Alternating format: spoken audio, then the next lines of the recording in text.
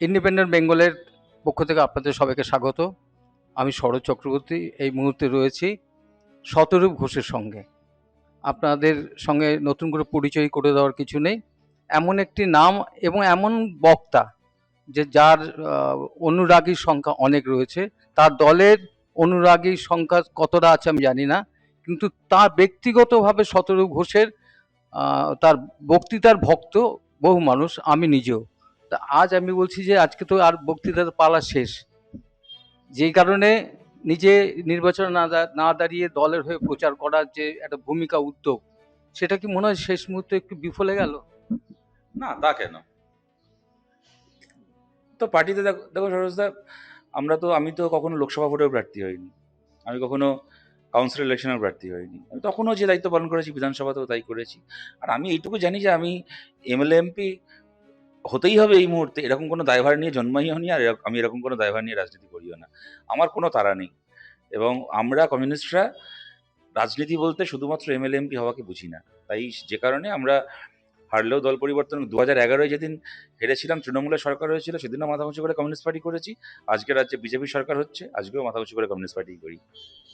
মানে যেটা ব্যক্তিগতভাবে মানে খারাপ ভালো দুটোই তো থাকে, সেটা হচ্ছে যে এত চমৎকার সব প্রার্থী, মানে বামেদের বা সিপিএম এর, মানুষের মধ্যে একটা প্রত্যাশা জেগেছিল, যে প্রত্যাশাটা শতরূপ ঘোষের মধ্যেও জেগেছিল। হ্যাঁ, জেগেছিল। আমরা একটা আসন জিতেছি, এটা আমাদের বিধানসভায় আমাদের হয়ে কথা বলার কেউ ছিল না। সেখানে মুস্তাফিজুর রহমান এবার জিতলেন। একে গেছি আমরা, জলঙ্গি প্রায় জিতছিলাম, উত্তরপাড়া মানে কখনো এগোচ্ছি কখনো পিছোচ্ছি, তার মধ্যে আমরা শেষ পর্যন্ত জিততে পারিনি। আমাদের অনেক প্রার্থী জয়ের কাছাকাছি গেছিলেন। যারা যাননি তারা আগামী দিনে জিতবেন। তবে একটা কথা, ঘটনা সরোজদা, ভোটের আগে দুটো কথা বলেছিলাম খুব জোর গলায়। একটা বলেছিলাম যে এবার বিজেপি পশ্চিমবাংলায় কোনোদিন জিততে পারবে না।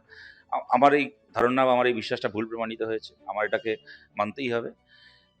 দ্বিতীয় কথা বলেছিলাম যে আহ, একটা কথা যেটা আমার ধারণা যে ভুল প্রমাণিত হলো না সেক্ষেত্রে, তা হচ্ছে বলেছিলাম যে যেদিন তৃণমূল, এবং এটা দীর্ঘদিন ধরে বলে আসছি, এটা যারা জানেন তারা জানেন, যে যেদিন তৃণমূল কংগ্রেস বলে কোনো রাজনৈতিক দল নেই, ওরা বেসিক্যালি পুলিশের কাঁধে চড়া একটা একটা কতগুলো ক্রিমিনালের একটা গ্যাং।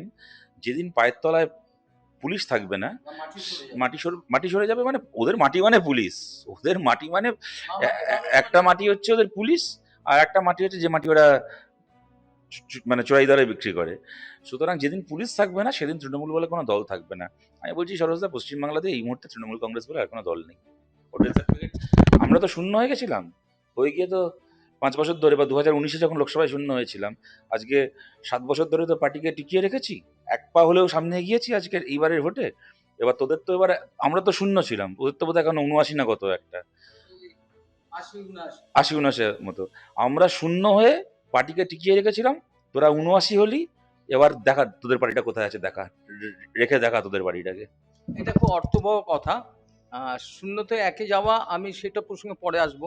এই যে আবার এই পুরনো ঘটনা পুনরাবৃত্তি, যেমন হারলে বা যে দল চলে যায় তার অফিস ভাঙচুর করে সেটা আবার দখল, এই যে দখল এবং দলবদল, যে কালচারটা মানে সকল তৃণমূলের বেশি হয়েছে, সেই জায়গায় দাঁড়িয়ে আবার তো সেই অফিস দখলের কাজটা শুরু হয়েছে।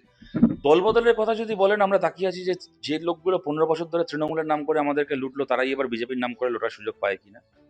বিজেপির একটা আমি দেখেছিলাম, তাপস রায় কদিন আগে পোস্ট করেছিলেন, সে বোধহয় ভোটের আগেই বা জাস্ট ভোটটা হয়েছে, ফলাফল বেরোয়নি তখন, যে নাকি বিজেপিতে সিদ্ধান্ত নেওয়া হয়েছে তৃণমূল থেকে আসা কোনো লোককে বিজেপিতে নেওয়া হবে না। কিন্তু আবার এটাও দেখলাম গতকাল সৌমিত্র খানের হাত ধরে তৃণমূলের এক যুব নেতা বিজেপিতে ঢুকছে, তার ছবি দেখলাম। যাই হোক, আমি যদি ধরে নিই যে তাপস রায় যে কথাটা বলেছেন সেটাই বিজেপি মেনে চলবে, তাহলে ভালো, এই লোকগুলোর হাত থেকে আমরা পার্মানেন্টলি মুক্তি পেলাম। কেননা 15 বছর যারা তৃণমূলের নাম করে লুটপাট করলো, তারা যেন আবার 5 বছর বিজেপির নাম করে লুটপাট করার সুযোগ না পায় জার্সি পাল্টে। এই দিকে আমরা তাকিয়ে থাকবো। আর যদি আপনি পার্টি অফিস ভাঙচুরের কথা বলেন, মারধর করার কথা বলেন, সরোজবাবু, আমি আপনাকে একটা পরিষ্কার কথা বলছি সরোজদা, যা হচ্ছে এ হওয়ারই ছিল। আমার কোনো সিম্প্যাথি নেই। যদি আজকে বিজেপির একটা নির্দিষ্ট রাজনৈতিক দর্শন রয়েছে, ওরা ধর্মের নামে রাজনীতি করে, আমরা সবাই জানি।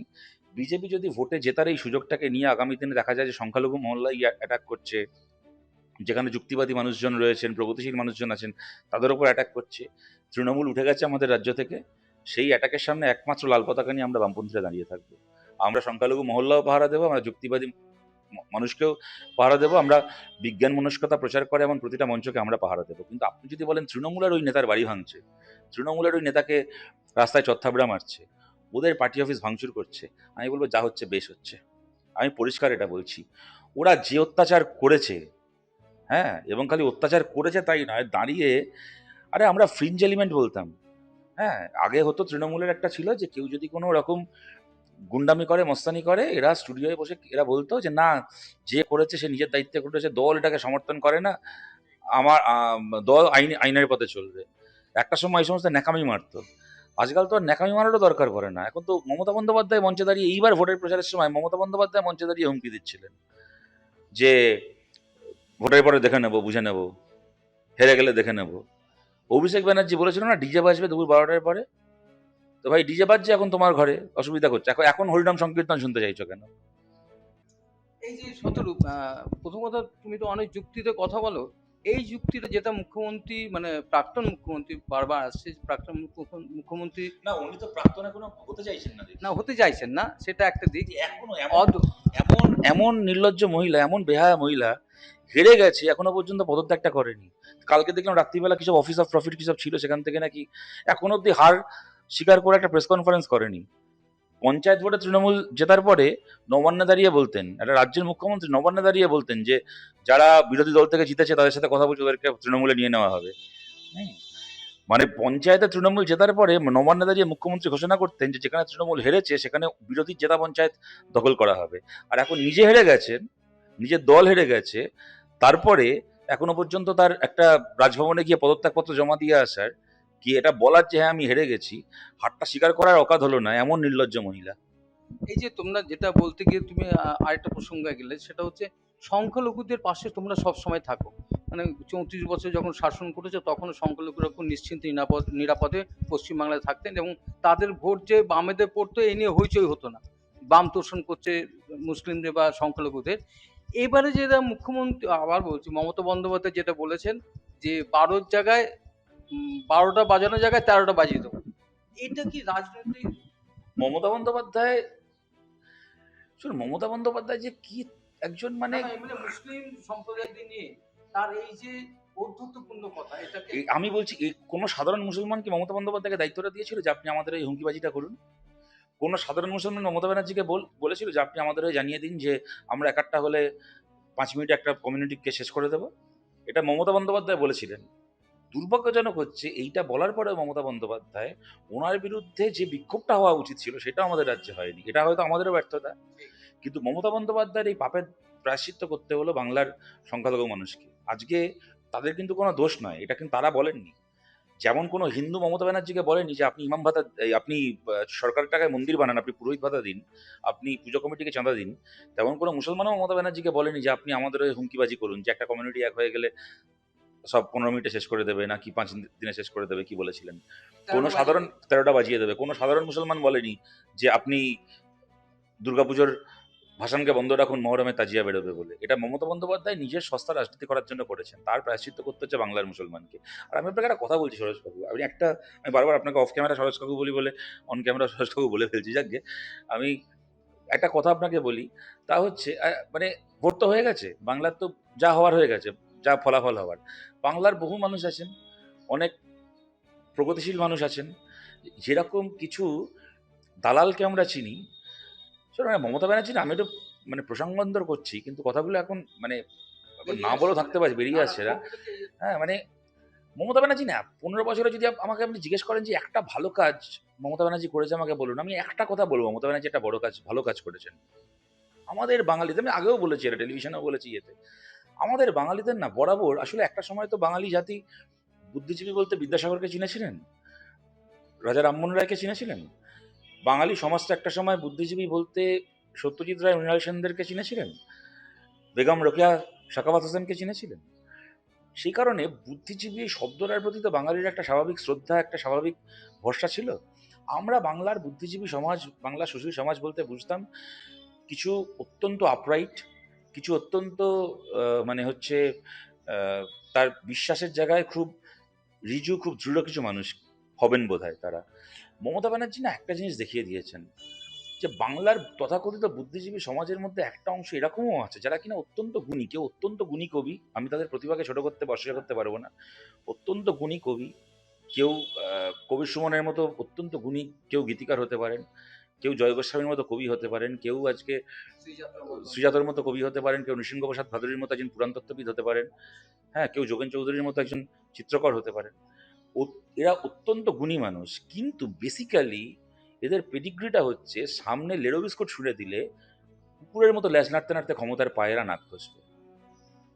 বেসিক্যালি যা বাঙালির বুদ্ধিজীবী সমাজ বলতে, আমি বলছি আবুল বাশার দাঁড়িয়ে বলছেন যে আমি মমতা ব্যানার্জির পক্ষে আছি, আমি সবসময় ওনার সাথে থাকবো। এটা একটা পলিটিক্যাল স্ট্যান্ড, আমার এতে কোনো অসুবিধা নেই। যদি আবুল বাশার সিপিএম এর সরকার থাকতে উনি সিপিএম এর লোক ছিলেন, তৃণমূলের সরকারের আমলে তৃণমূলের লোক হয়ে গেলেন, হ্যাঁ। তো আমি বলছি যে তাও আমি বুঝলাম যে মমতা ব্যানার্জির সঙ্গে থাকবো, ও খুব ভালো নেত্রী, খুব ভালো লড়াই করছে, খুব ভালো বাংলার জন্য লড়ছে, এটা একটা পলিটিক্যাল স্ট্যান্ড, এটা উনি বলতেন, আমার কোনো অসুবিধা ছিল না। দাঁড়িয়ে বলছেন যে উনি একজন অত্যন্ত গুণী সাহিত্যিক, ওনার কবিতার বই বাঙালির ঘরে ঘরে থাকবে, মমতা ব্যানার্জির ওই গরুটাকে হাম্বা মাটাকে বুম্বা, হ্যাঁ, হরে করো কম্বা, এটা নাকি বাঙালির ঘরে ঘরে থাকবে। আবুল বাশারের নিজের ঘরে পাঠ্যপুস্তক, আবুল বাশারের নিজের ঘরে আছে মমতার কবিতার বই। আমি ছবি তুলে পোস্ট করুক দেখি, ওর নিজের ঘরে আছে মমতার কবিতার বই।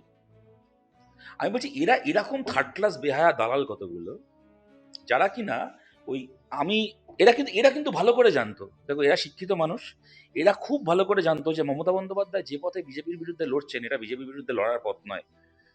যে পশ্চিমবাংলায় বিজেপিকে জোট করে ডেকে এনেছে, যে পশ্চিমবাংলায় বিজেপির সাথে আহ, সমর্থনে জিতে দিল্লিতে গিয়ে বিজেপির সঙ্গে মন্ত্রিত্ব করেছে, যে পশ্চিমবাংলায় ক্ষমতায় আসার পরে পাড়ায় পাড়ায় কমিউনিস্ট পার্টির অফিস বন্ধ হলো, আরএসএস এর শাখা খুললো, সে মহিলা বিজেপি বিরোধী লড়াই করতে আসেননি। এরা খুব ভালো করে জানতো, গ্রামের একজন গরিব মানুষ না জানতে পারেন, পার্ক সার্কাসের বস্তির মধ্যে যে ছেলেটা থাকে সে না জানতে পারে, মুর্শিদাবাদের একজন কৃষক এটা না জানতে পারে, কিন্তু এই সমস্ত আবুল বাশার, নৃসিংহ প্রসাদ বাদুরীরা খুব ভালো করে জানতো, এরা খুব ভালো করে জানতো, এরা 7 সেয়ানার 1 সেয়ানা। তারপর এরা করেছে কেন, এই সুবোধ সরকারটা চেয়ার মুছেছে কেন? এই জুতো চাটাগুলো এইটা করেছে, তার কারণটা হচ্ছে এইগুলো করলে আমি ক্ষমতার আশেপাশে থাকতে পারবো। Prestige of the left, privilege of the right. আমি বামপন্থী পশ্চিমবাংলার সমাজে, বাঙালি সমাজে যেহেতু বামপন্থীদের একটা ইতিহাস রয়েছে, একটা বামপন্থার একটা আকর্ষণ রয়েছে বাঙালির মধ্যে, সেহেতু বামপন্থী হওয়ার যে গ্ল্যামার, যে আকর্ষণ, আমি সেটাকে ভোগ করব। আবার দক্ষিণপন্থীদের সঙ্গে থাকার যে প্রিভিলেজ, আমার একটা সরকারি গাড়ি, আমার একটা সরকারি কমিটি, আমার একটা সরকারি অফিস, মাস গেলে 50 টাকা, 50,000 টাকা, 1,00,000 টাকা মাসোহারা মাইনে, আমি এই সুবিধাগুলো পাবো। সব কটা হচ্ছে এই করতে এরা হচ্ছে মমতা ব্যানার্জির দালালি করেছে প্রত্যেক। এবার আমি একটা কথা বলছি, এই দালালগুলোর কথা বাদ দিয়ে, বাংলার যে মানুষ সত্যি সত্যি বিজেপি বিরোধী, বাংলার যে মানুষ সত্যি সত্যি সাম্প্রদায়িকতা বিরোধী, আজ তো ভোট হয়ে গেছে, আজকে তাকে জিজ্ঞেস করছি, আচ্ছা বলুন তো, আপনি মনে করুন একটা রাজ্যে আমি সরকারে আছি, বিজেপির লোক 3টে জিনিস করছে। এক, তারা সোশ্যাল মিডিয়া থেকে শুরু করে সর্বত্র একটা প্রবল হেড ক্যাম্পেইন করছে, বা আমি বলছি, বা তারা যা করছে এলাকায় এলাকায় শাখা খুলছে, এই করছে, এটা তার আপনি যেটাকে বলেন যেটা বিজেপির ঘৃণার রাজনীতি, বিদ্বেষের রাজনীতি, সাম্প্রদায়িকতার রাজনীতি, তারা সেটাকে করছে। এর বিরুদ্ধে আপনি সরকারে আছেন, আপনার 3টে জিনিস আমার করার রয়েছে, আমি সরকারে রয়েছি। কেমন? এক, যেখানে যেখানে এটা বেআইনি পর্যায়ে চলে যাচ্ছে, ধর্মের নামে কত দাঙ্গা দেওয়া, দাঙ্গা লাগানো, উস্কানি দেওয়া, কাউকে কোনো মহিলাদেরকে টার্গেট করা, তাদেরকে সোশ্যাল মিডিয়ায় স্লাট শেম করা, সেখানে আমার পুলিশ ব্যবস্থা নিতে পারে, আইনি ব্যবস্থা নেওয়ার আছে। 2, সামাজিক পরিসরে একটা সামাজিক সাংস্কৃতিক একটা অল্টারনেট ন্যারেটিভ আমার রাজনৈতিক একটা ন্যারেটিভ আমায় তৈরি করতে হবে। খালি রাজনৈতিক নয়, পলিটিক্যাল, সোশ্যাল, কালচারাল একটা অল্টারনেট ন্যারেটিভ। আমার সমস্ত ক্লাব আমার দখলে, সমস্ত পুজো কমিটি আমার দখলে, পাড়ার সমস্ত হোল নাইট ফাংশনের আসর আমার দখলে, মানে যাবতীয় সামাজিক, কলেজের সমস্ত স্টুডেন্টস ইউনিয়ন বিনা ভোটে আমার লোকেরা চালায়, সমস্ত পরিসর সমাজের আমার দখলে। এই পরিসরগুলোকে ব্যবহার করে বিজেপি আরএসএস এর রাজনীতির পাল্টা একটা ন্যারেটিভ তৈরি করার আমার জায়গা রয়েছে। আমি এই দুটোর কোনোটাই করলাম না। না আমি কোনো আইনি ব্যবস্থা নিলাম যেখানে যেখানে নেওয়া উচিত, না আমি কোনো বিকল্প রাজনৈতিক সাংস্কৃতিক ন্যারেটিভ তৈরি করলাম। আমি কি করলাম? আমি 3 নম্বর কাজটা করলাম। শুধুমাত্র কি করলাম? বিজেপির এই যাবতীয় রাজনীতিকে দেখিয়ে মুসলমান এলাকায় গিয়ে বললাম, দেখো বিজেপি এরম করে, তুই তাই আমাকে ভোট দাও। আমাকে ভোট না দিলে কিন্তু বিজেপি তোমায় কচুকাটা করবে, তুমি আমাকে ভোট দাও। আমি বলছি এইটা তো মমতা ব্যানার্জি করেছেন গত 15 বছর। না, এই চটিচাটা দালালগুলো জানতো না এটা? এর বিরুদ্ধে লড়াই করে তোমরা কতটা সফল হয়েছে?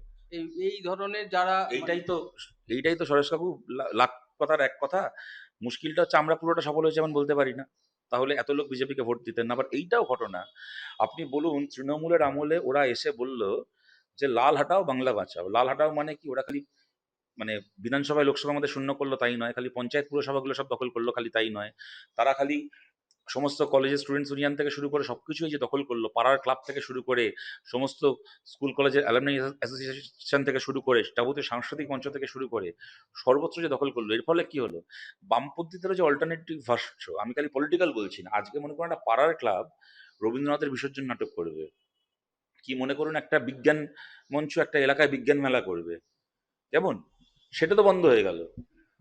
আজকে একটা একটা ধরুন একটা স্কুলের একটা ছেলে, এই কলেজের একটা ছেলে, যে কলেজে সোশ্যালে গিয়ে একটা সময় এই প্রগতিশীল সংস্কৃতির মধ্যে এক্সপোজড হতো, ইন্ট্রোডিউসড হতো, সে আজকে তৃণমূল কংগ্রেস বামপন্থীদেরকে শেষ করলো, কিন্তু বামপন্থীদের বদলে তৃণমূল কি পারলো বিজেপির পাল্টা একটা পলিটিক্যাল কালচারাল সোশ্যাল ন্যারেটিভ তৈরি করতে? তা তো পারলো না। ওদের তো সোজা ন্যারেটিভ ভাই, এই তোমায় লক্ষ্মীর ভান্ডার দিচ্ছি তুমি আমায় ভোট দাও, তোমাকে যুবসাথী দিচ্ছি তুমি আমাকে ভোট দাও, তোমাকে আমি ইট বালি সিমেন্ট আর পুকুর ভরাট করার ছাড়পত্র দিচ্ছি, তার বদলে তুমি ভোটের দিন আমার হয়ে এলাকার লোককে ভয় দেখিয়ে বুথগুলোকে দখল করে আমাকে ভোটটা পার করে দাও। ওরা তো এই 15 বছর ধরে এই করে গেছে। এইটা করে সমাজে রাজনৈতিক পরিসরটা পুরোপুরি তৃণমূল দখল করেছে, কিন্তু সাংস্কৃতিক পরিসরটায় তো আর কোনো প্রগতিশীলতার কথা থাকলো না, তাই না? আর এই দালালগুলো, এই সমস্ত মমতার এই জুতো চাটা সমস্ত সরকারি কমিটির এঁটো কাটা খাওয়া এই সমস্ত দালালগুলো, এ সব দেখে সব জেনে সব শুনে মমতার পাশে দাঁড়িয়ে এরা দালালি করে গেছে। এদের মধ্যে কয়েকটাকে দেখছি এইবার ভোটে তৃণমূলের প্রচার করেছে, তাদেরকে দেখছি গতকাল থেকে এমন করে ফেসবুকে লিখছে, জবাব দিল তো মানুষ, দিল তো যেন যেন মানে জবাব শোনার জন্য ওরা কতদিন, এইবার বিধানসভা ভোটে তৃণমূলের হয়ে প্রচার করেছে এই রূপাঞ্জনা মৈত্র। আমি দেখলাম রূপাঞ্জনা মৈত্র, আমি দেখছি লজ্জা করেন, এই এই মানে 3-4 দিন আগে পর্যন্ত তৃণমূলের জিপ গাড়ি করে প্রচার করেছে, হ্যাঁ, থেকে শুরু করে এরা সমস্ত, এদেরকে প্রমাণ করতে হবে আমি কত বড় তৃণমূল বিরোধী। কিন্তু আমি বলছি তাই, তার আপনি যদি আক্রান্ত হওয়ার কথা বলেন করেন, এদের মার খাওয়াই উচিত, যারা তৃণমূলের যে গুন্ডাগুলো মার খাচ্ছে ওদের মার খাওয়াই উচিত। আক্রমণ যদি কখনো তৃণমূলের বাইরে সাধারণ মানুষের ওপর, সেটা সাধারণ, আমি বারবার করে বলছি, সংখ্যালঘু মানুষের ওপর, মহিলাদের ওপর, দলিত মানুষের ওপর, প্রগতিশীল মানুষের ওপর যখনই সে আক্রমণ নেমে আসবে, সেই আক্রমণকে ঠেকানোর জন্য সবার আগে আমাদেরকে দাঁড়াতে হবে। 15 বছর তৃণমূলের কাছে মার খেয়েছি, আজকের দিনে এই আক্রমণের সামনে দাঁড়াতে আমাদের কোনো অসুবিধা হবে না, আমাদের অভ্যেস হয়ে গেছে।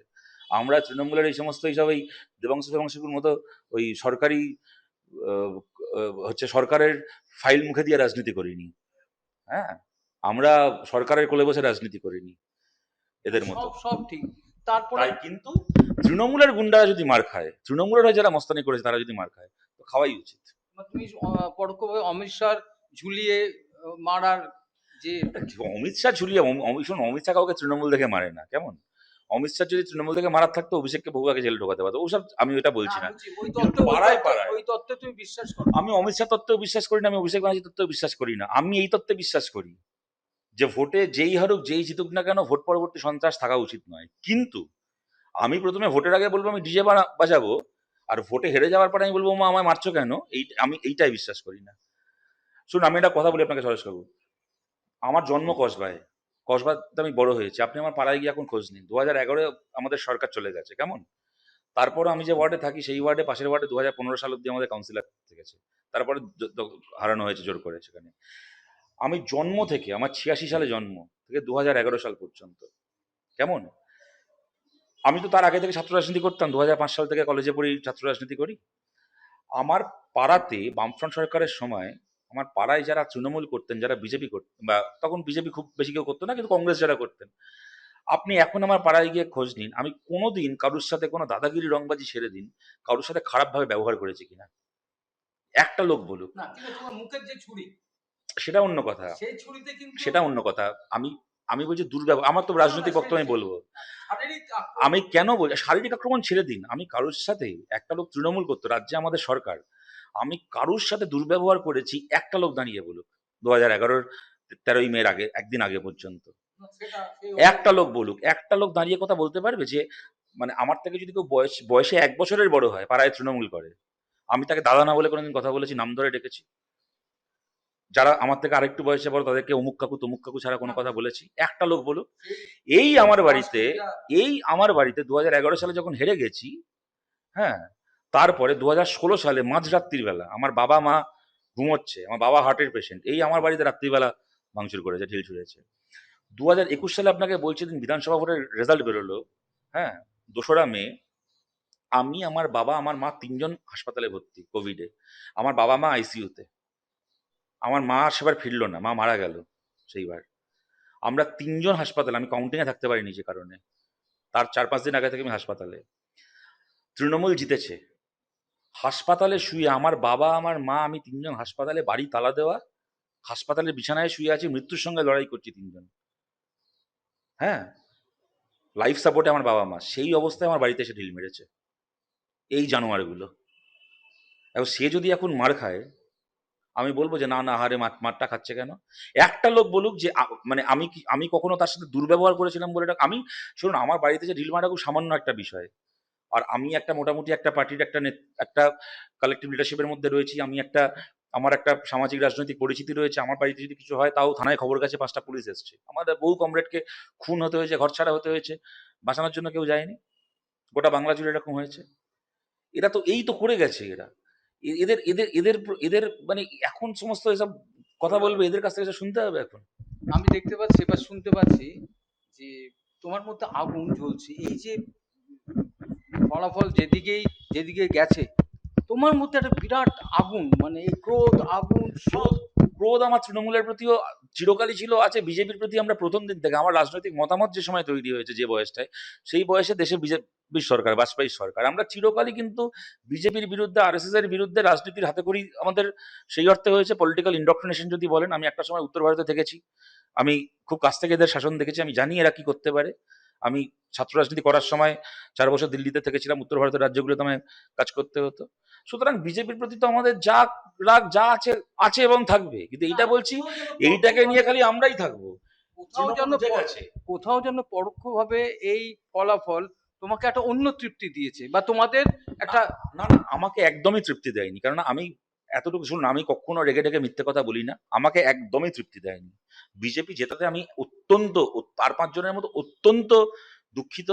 তার কারণটা হচ্ছে, আমি না, কখনো চাইনি পশ্চিমবাংলায় তৃণমূলকে আমার নির্মূল তৃণমূলের করা। আমরা চাইতাম যে তৃণমূলকে আমরা হারাই, সেটা হয়নি। সেই আমার এর বাইরে ভোটের সেই ফলাফল একটা থেকে সেই একটা 100 বার আছে।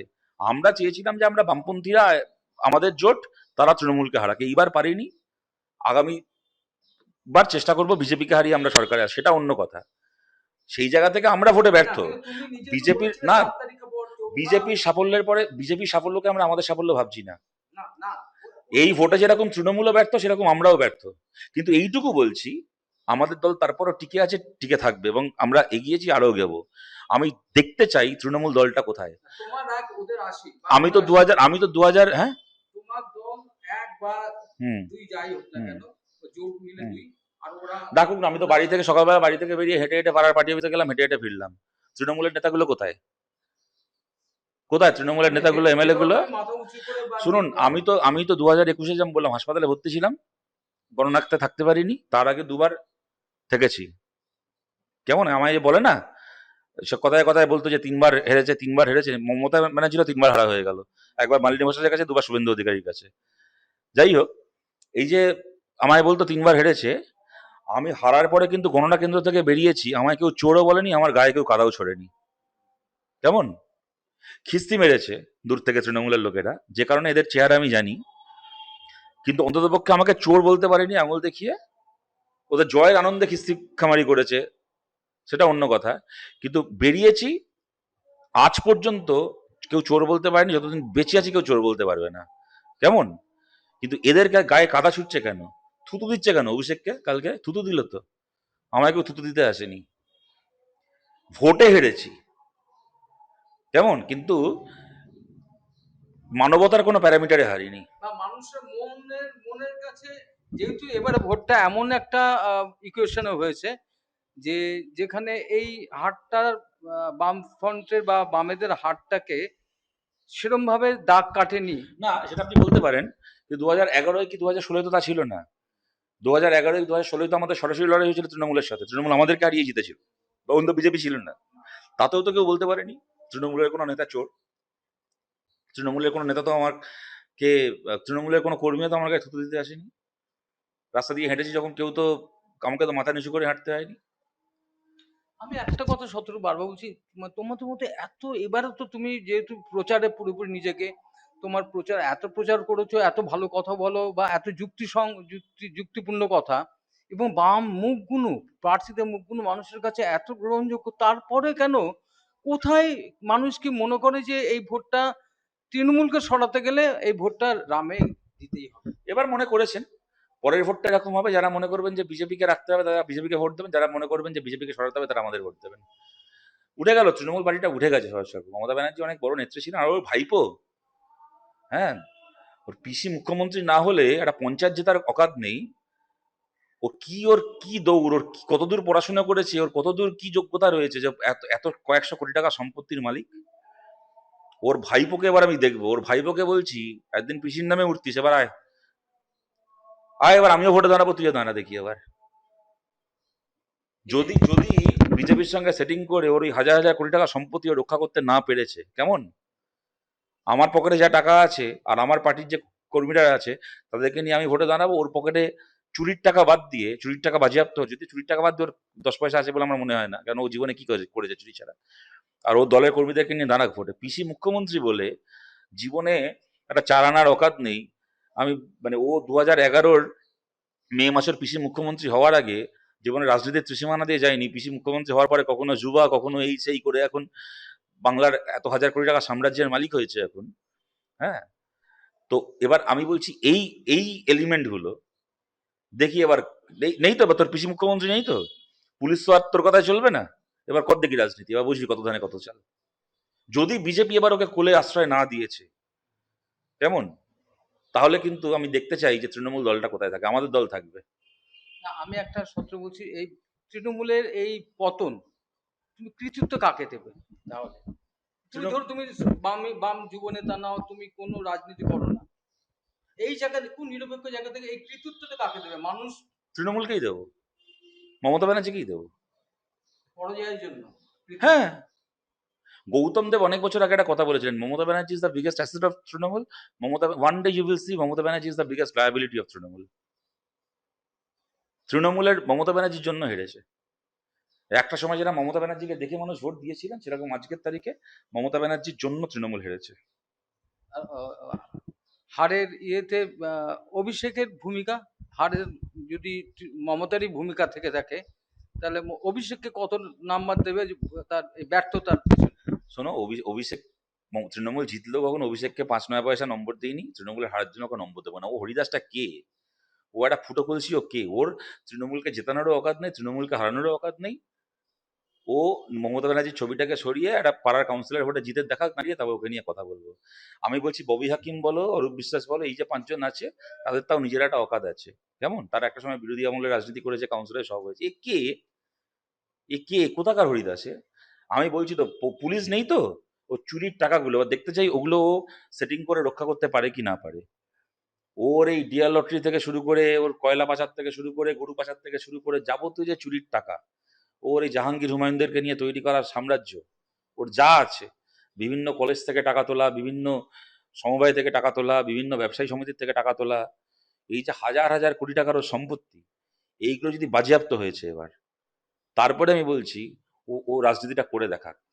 বিরোধী হয়তো 15 বছর রাজনীতি করেছি, এই পুলিশের বিরুদ্ধে, এই অ্যাডমিনিস্ট্রেশনের বিরুদ্ধে, এই চটিচাটা বুদ্ধিজীবীগুলোর সামনে দাঁড়িয়ে, এক পেশে মিডিয়ার প্রসারের পাল্টা দাঁড়িয়ে রাজনীতি করেছি তো।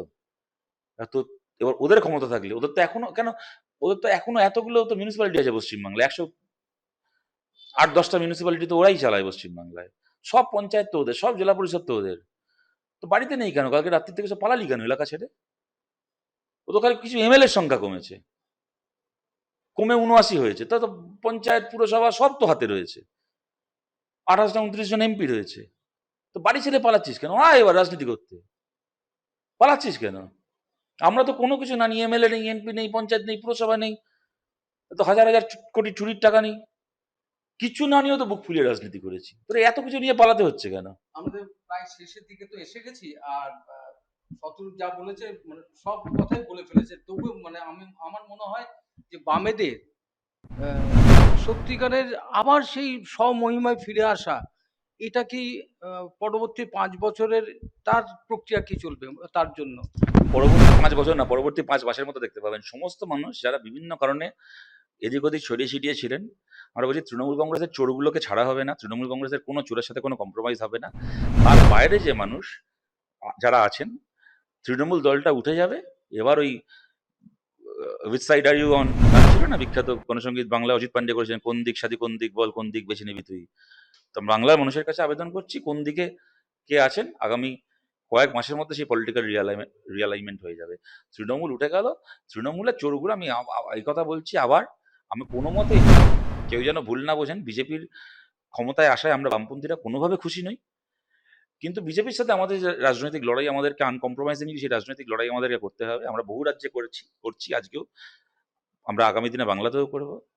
তার জন্য শুধুমাত্র রাজনৈতিক নয়, আমাদের পেছনে আমাদের বিরাট বাংলার ঐতিহ্য রয়েছে। আমাদের রবীন্দ্রনাথ আছেন, বিবেকানন্দ, রাজা রামমোহন রায় থেকে শুরু করে সবার সেই আমাদের সেই রেনেসার লেগাসি রয়েছে। সবকিছুকে সঙ্গে নিয়ে আমরা লড়বো। কিন্তু তৃণমূল কংগ্রেসের লোকেরা যদি মার খায়, আর তৃণমূল কংগ্রেসের যদি পার্টি অফিস ভাঙচুর হয়, সমস্ত চুরির টাকায় তৈরি করা সরকারি জমি দখল করে বানানো পার্টি অফিস, লোকের অন্যের বাড়ি দখল করে করা পার্টি অফিস, তৃণমূল যেগুলোকে আমাদের পার্টি অফিস বলছে, 90% হচ্ছে অন্যদের পার্টি অফিস, ওদের দখল করা। অন্যের দখল করা পার্টি অফিসে ওরা যদি একদিন ধরে সাম্রাজ্য বানিয়েছে, তৃণমূল যদি মার খায়, ওদের প্রতি কোনো সিম্প্যাথি নেই। আমরা আমাদের যেভাবে কথা চলছে তাতে মনে হয় আপনাদের কাছে সব যা যা প্রশ্ন আপনাদের মধ্যে থাকতে পারে সেই তারই উত্তর কিন্তু দিয়েছেন শতরূপ ঘোষ। ইন্ডিপেন্ডেন্ট বেঙ্গলের তরফ থেকে আবার ধন্যবাদ জানাচ্ছি।